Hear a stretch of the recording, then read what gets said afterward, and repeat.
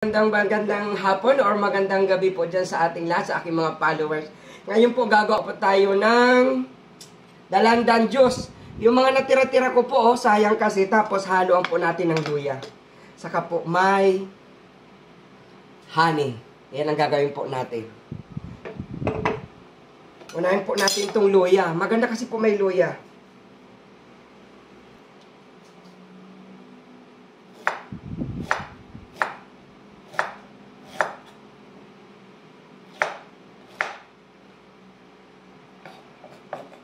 Hindi ko nag-grind, ano na lang natin, pisa, ganyan na lang.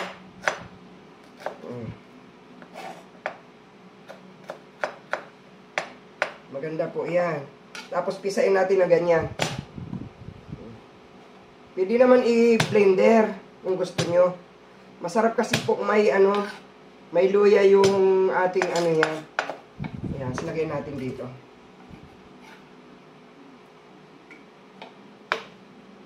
Tapos i-mix po natin yung dalandan. Hinugasan ko na po yan para masala natin.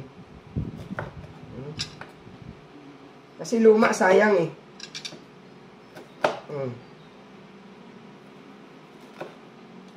Para ayos.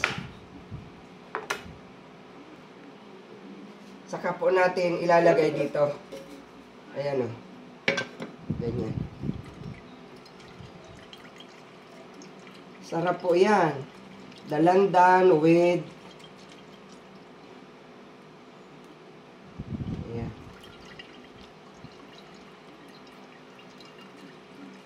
Tapos ito mga kiat-kiat, pwede rin pong ihalo natin.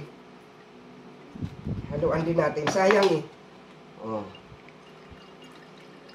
Dalandan, kiat-kiat. Para hindi masasayang po, kiat-kiat. Tapos po may luya. Ayan. Tapos po lagyan natin ng honey.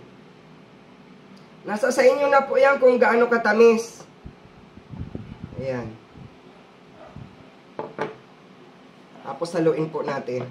Luya lang po ito, luya. Yung mga tira-tira ko pong dalandan. Masarap po yan.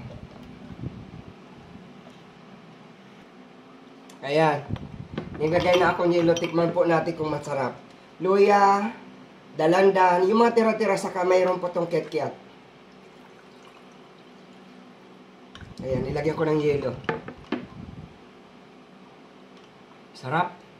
Ang sarap po. Gawin nyo rin po ito. Fresh na fresh po, saka natural po siya. Makakatulong sa atin. Sarap. Ayan. Kayo rin. Salamat. Thank you.